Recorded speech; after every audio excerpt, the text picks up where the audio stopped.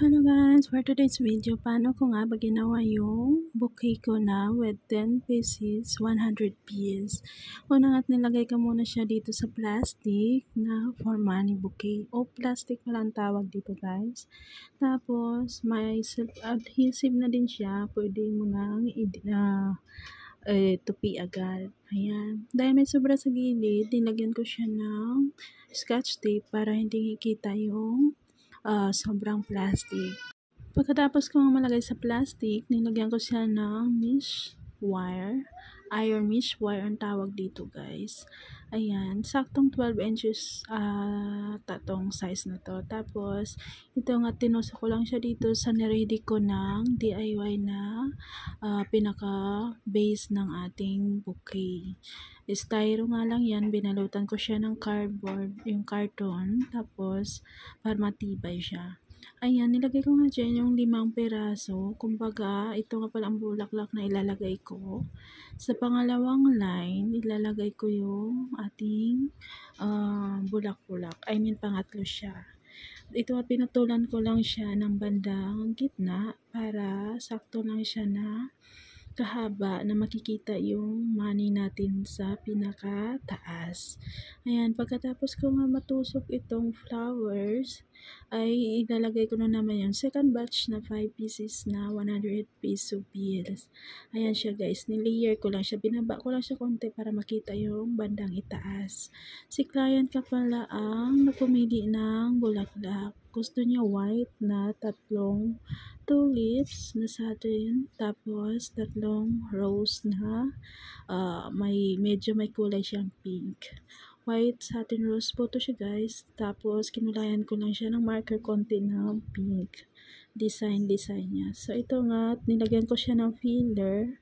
Itong mga nilalagay ko ng mga sa gilid-gilid, mga green na bulaklak. Ginawa ko lang din yan guys. Yung sa dahon na nabili ko nung nakaraan event. Ginamit ko muna siya. So ito nga, ready na ako ng aking bouquet wrap. Ayan. Dalawang design pa lang ginamit ko dito guys. Ito medyo malaki na flower bouquet wrap. Medyo mahaba to siya guys. Kaya sakto dito sa ating gagawing money bouquet. Ayan, sabi ni client ako na daw bahala sa design. So ito ang napili ko. Touch ko lang siya ng white na may beads na gold yung isang bouquet wrap na design natin. Ayan. Tapos, nilagyan ko siya nitong white. So, bali 3 pala guys na design. Ayan. Kumbaga, wala talaga to sa plano itong ano ko. Kung ano yung, ang tawag dito, kung ano yung ma-on the spot na mapagdesisyonan ko na gawing style ng bouquet. At saka combination ng mga ano niya, available na bouquet wrap. Doon ko lang po na pa-finalize. Ayan. Kumbaga, on the spot talaga lagi yung mga ginagawa ko. Sa awa ng Diyos, maganda naman yung kinalabasan kahit pa paano. So, ayan guys, alternate ko lang siya. Pinakagitna yung white, na hindi siya masyado white guys. Tapos, kasi clear siya na pagka-white, kaya dinoblihan ko na lang siya nitong white na isa pang bouquet wrap. Yung style na may nakasulat na You Are My Love. Ayan, maganda rin naman siya. Tapos, nagati ako ng isang buong itong bouquet wrap na butterfly yung design. Ang kalahati nilagay ko sa kabilang gilid, kalahati nilagay ko sa kabilang gilid. Tinupi ko lang siya guys ng pagganyan. Ayan. Kumbaga, mag-slow tutorial na lang siguro ko nito pag may time na talaga. Kasi yung time na to is medyo gahol ako sa oras. Ayan. So, ito na nga guys. Niready ko na itong ating mga ang tawag nga nito, yung sa bandang baba, ruffles, ang tawag ata nila nito, hindi ako sure kung yun ba. So, yun na guys, nag-cut lang ako ng isang part ng white, ayan, cut ko lang siya into 4 pieces, yan, divide ko siya 4 pieces, tapos pino-fold ko, parang nilalaro ko lang yung pag-fold, basta kung anong nilagay mo sa kanan, yun din yung ilalagay mo sa kaliwa, para magpantay yung ating bouquet wrap. Tapos, sinunod ko nga itong ating, yung bandang pang ibaba, kinakat ko siya ng pahaba naman konti. Basta tingnan nyo na lang po sa video. First time ko nga gumawa ng ganitong design guys. Pero parang may experience na rin tayo sa pag-wrap kahit papano sa past mga orders natin. Kahit hindi pa ganun kagada, at least nakapag-practice tayo at nagustuhan naman ng ating client during that time. So, ito nga nare-ready ko na itong ruffles na nilalagay. Yun ang ilalagay dito sa bandang ibaba. Kumbaga ito nga pala yung pangalawang layer na para sa side ng bouquet natin na nilalagay ko.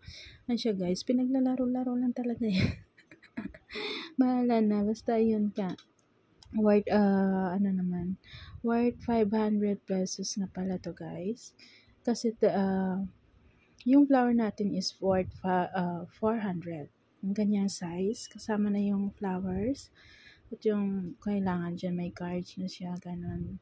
Tapos, plus yung, yung ating bills. 10 pesos per bills yung charge ko para sa stick at sa plastic. So, 400 yung sa ganitong size ng bulaklak. Magpagawa ka. Pag may bills siya, kung ilang bills, ito times mo yan sa 10 pesos per bills po yung charge ko. Ayan, so kaya nagdedepende po yun sa money na ilalagay natin yung presyo ng ating bouquet. So yun na guys, ayos ko lang yan. Nilagyan ko ng tape sa likod para hindi siya ganun ka, tawag nito, parang matupi-tupi yung sa bandang likod. Ito na nga, nire-ready ko nitong wrappers. Ayan guys, yung tira sa isang butterfly na style na yung tawag nito, bouquet wrap. Ayan, yung maliliit-liit, yun ang nilalagay ko sa bandang ibaba. Kailangan din pala i-cover natin guys yung pinaka-base ng bouquet natin para maganda damang tingnan kahit balintong-balintong kumbaga pabalik-tabalik-tarin man yung ating bouquet, maganda yung tingnan.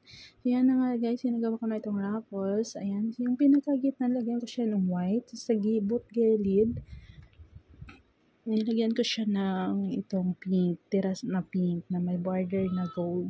Sa baba ko nga nilagay ang gold para medyo maganda naman. Ayan. Yun lang guys. Tapos, naribonan ko lang siya. Hindi na ako nakapag-video paano na ribbon kasi naulubat na yung cellphone ko. Pero anyway guys, ito na ngayon yung parang ginagawan mo ng palda, yung bandang ibaba. The more nga palda na gagawin mo, ayan, patong-patong mo lang yun siya guys. Basta marunong ka lang talaga mag-combination ng kulay at ng mga design ng mga bouquet wrap mo, tsak na maganda yung kinalalabasan po. So, ito nga yung tira doon sa white na nilagay ko kanina sa bandang taas, yung may You Are My Love na print. Yan, ito yung nilagay ko. Ayan, pambasag sa kulay ng pink. Ayan. So, anyway guys, ito na, tapos na tayo, pero itong palang white guys, ginanyan ko lang siya, pinabilog ko lang siya, tapos tape sa bandang gitna. Hindi bandang gitna guys, yung sakto lang sa size din na sa una mong nalagay na wrappers. So, ito na guys.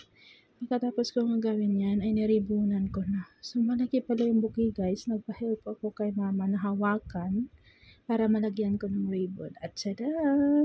Ito na nga ang ating final look. Pagkatapos ko siyang i-wrap.